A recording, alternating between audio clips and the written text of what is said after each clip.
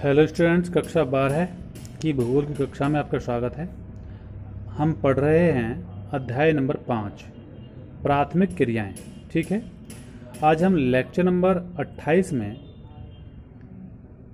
दूसरी कृषि के बारे में पढ़ेंगे, गहन निर्वाह कृषि। कल इससे पहले आपको बताया था निर्वाह कृषि। ठीक, आज है गहन निर्वाह कृषि। देखिए, संसार के अधिकतर भागों में कृषि की जो पद्धति है प्रचलित है, अर्थात अपनाई जाती है। संसार की आधी से अधिक जनसंख्या इसी प्रकार की कृषि में लगी हुई है, क्योंकि यह कृषि नहीं बल्कि एक जीवन शैली बन गई है। यह कृषि की वह पद्धति है बच्चों, जिसमें अधिक उत्पादन प्राप्त करने के लिए प्रति इकाई भूमि पर पूंजी और श्रम का अधिकतर मात्रा में निवेश किया जाता है। ठीक है, इस पद्धति के अंतर्गत कड़ी मेहनत की जाती है। ये गहन निर्वाह कृषि मुख्यतः दो प्रकार की होती है। तो वह कौन कौन सी है? पहली है चावल प्रधान गहन निर्वाह कृषि और दूसरी है चावल रहित गहन निर्वाह कृषि। आज हम इन्हीं के बारे में अध्ययन करेंगे। देखिए, पहला है चावल प्रधान गहन निर्वाह कृषि। जान लें इसके बारे में थोड़ा सा।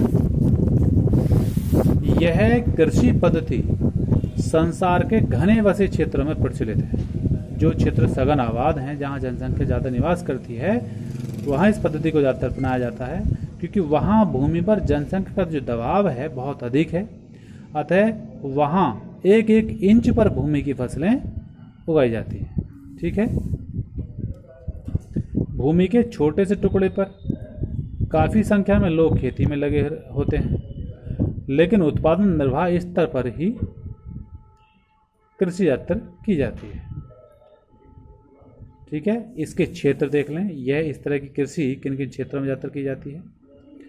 देखिए, गहन निर्वाह कृषि मानसूनी जलवायु वाले दक्षिणी एशिया और दक्षिणी पूर्वी एशिया के प्रदेशों में ही प्रचलित है।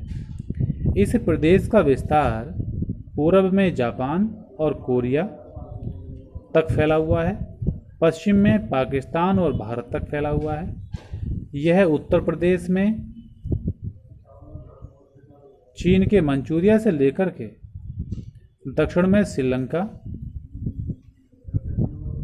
ठीक है, ये उत्तर में चीन के मंचूरिया से लेकर के दक्षिण में श्रीलंका और इंडोनेशिया तक इसका विस्तार फैला हुआ है।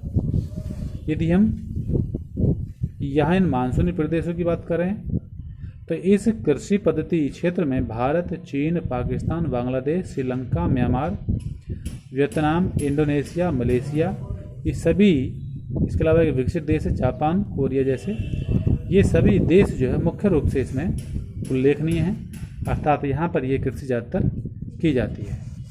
इसके बाद में दूसरी आती है, पेज पलट लें, चावल रहित गहन निर्वाह कृषि।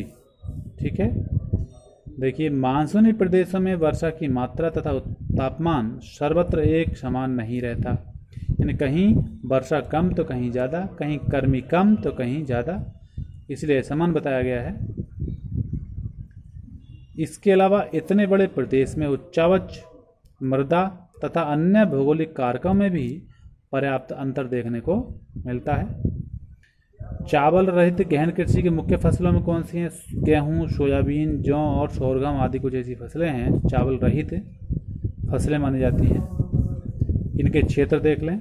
चावल रहित गहन निर्वाह कृषि जो मंचूरिया है, जो चीन का उत्तरी भाग है, उत्तरी कोरिया और उत्तरी जापान में ज़्यादातर ये कृषि की जाती है। भारत में गेहूँ मुख्य रूप से गंगा सिंधु के जो मैदानी भाग हैं, उन मैदानी भागों में इसकी खेती की जाती है, जो प्राचीन काल में बाढ़ के आने से जिस मैदान का निर्माण हुआ है, जिसे उत्तर भारत का विशाल मैदान भी कहा जाता है। ज्वार, बाजरा और रागी भारत की शुष्क पश्चिमी क्षेत्र और दक्षिण भारत में ज़्यादातर उगाई जाती है। तो इस तरह से ये फसलें जो हैं ज़्यादातर चावल रहित गहन निर्वाह कृषि के अंतर्गत आती हैं। तो आज आपने जाना गहन निर्वाह कृषि के बारे में। आज इतना ही, आगे कल आपको बताया जाएगा। धन्यवाद।